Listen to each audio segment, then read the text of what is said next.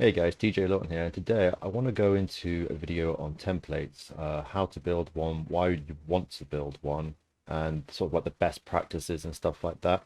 The reason why I'm making this video now is because I was very recently reading The Mental Game of Electronic Music Production by Jason Timothy, and he has a small chapter about templates and the best way to sort of build them in order to get the most out of your sessions. And one of the things I took away from it, which was what I've implemented here, is, as you can see, this is probably really obvious and a lot of people already do this, but is finding a bunch of sounds, synths, basses, leads, plucks, claps, kicks, everything that already all sound good together.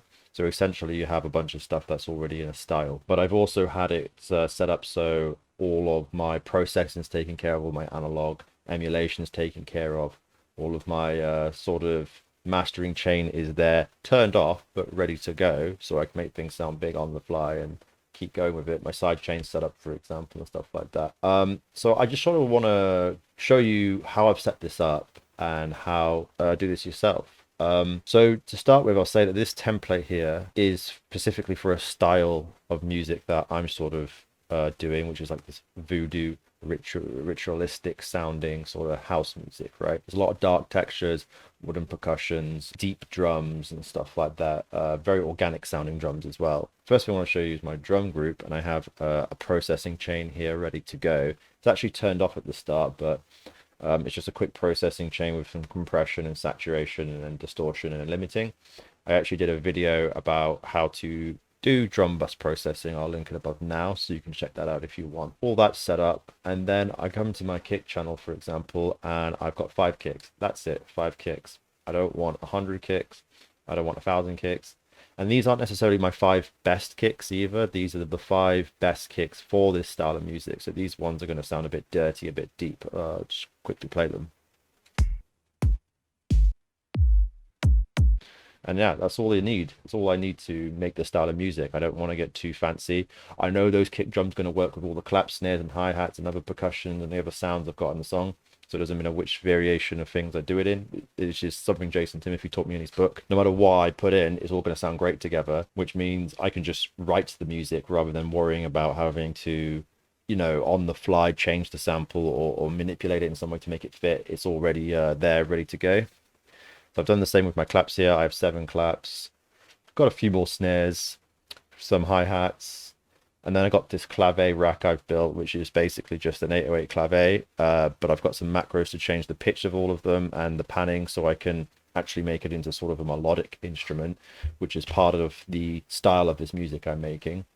And a wood block doing the same thing. And I think this will probably get fleshed out as well once I start making more music with it. I'll probably think, oh, you could use this and then maybe take some stuff away. And if you go down to like the bass channel, that hasn't got any like processing on it because I actually do that on the individual channel. But it's got the side chain and some transition racks like this fade out one and this filter rack that I've shown in previous videos, which I can link above now as well. So then inside the bass, this is where it gets a bit interesting. So I've got like an instrument rack with 4 of my favorite basses for this style of music. This isn't necessarily my 4 best bass sounds, but these 4 bass sounds that work really well in this style I'm trying to build. I'll flip through these real quick as well. Bit too low. Obviously I can select them and I've got parameters ready for them to do stuff with them.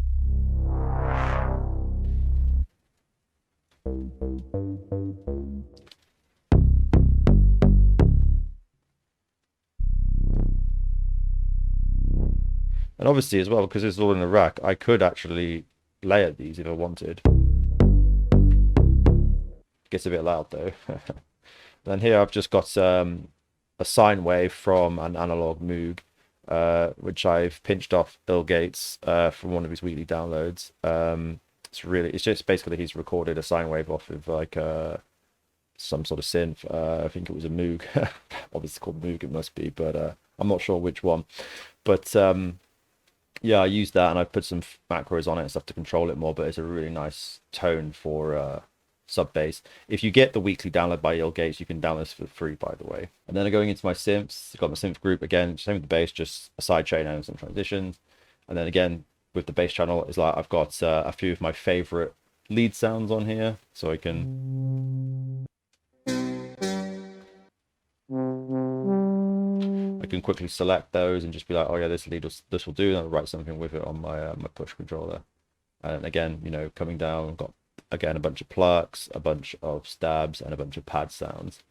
And then moving into effects and stuff like that, there isn't really much on these channels because I'm not really sure what to put on here yet. This will get fleshed out, I reckon, but this is just to sort of show you how you might think about building a template.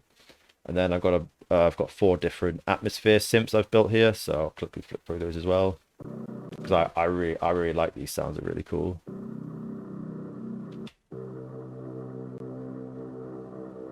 Very like droney, anonymous.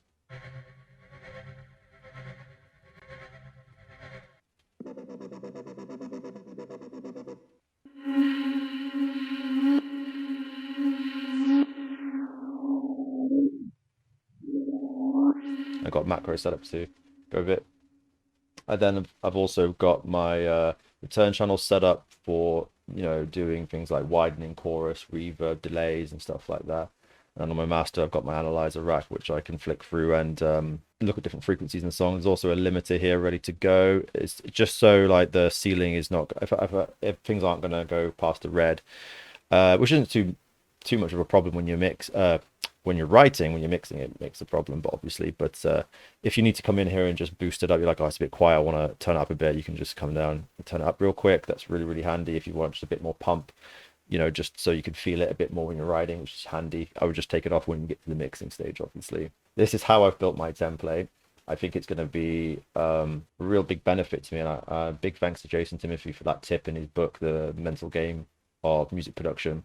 Definitely check it out. It's a very quick read and you'll learn a lot of really good tips from it. This is all set up for the way I want it to be and the style I want it to be, but you can see how I won't have to mess around with the library. I won't have to mess around with finding good samples. And also I'm quite limited in what I can pick because I've already got like 5 or 6 sounds per type, which makes it very like quick and easy to do. It's like, well, you're not going to go fishing for samples, you got to pick one, right? It makes it very easy to pick and just move on rather than being like, I have endless possibilities and what I can do.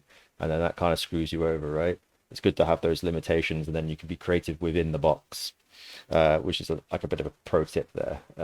You should definitely limit yourself where you can. If you do want to grab this template, but without any of the samples in it. So I've built like sort of blank template that has like all of the processing set up. But you have to put your own samples in and stuff like that, because obviously I don't know what style of music you're making. But it's set up all in the same way here, where it's got the sidechain, the transition effects and stuff like that, and all the drum processing ready to go. And it's got all the channels set up, being routed and stuff like that. You just need to come in, add your samples, and then save over it. If you're interested in grabbing that template, there's a link in the description, and you can grab it with some other goodies. There's a more in-depth video showing what that template will look like without any of the samples. Also, it's all made with Ableton stock plugins, so none of these third-party plugins you see here are going to be on that default template. But yeah, I think it's a pretty useful thing. You can get it, and then you can just whack samples into it, and you can get going. Otherwise, if you feel up for it, you could just rebuild my template from the video I showed you today. That's all for today. I hope you found this useful, and please like and subscribe.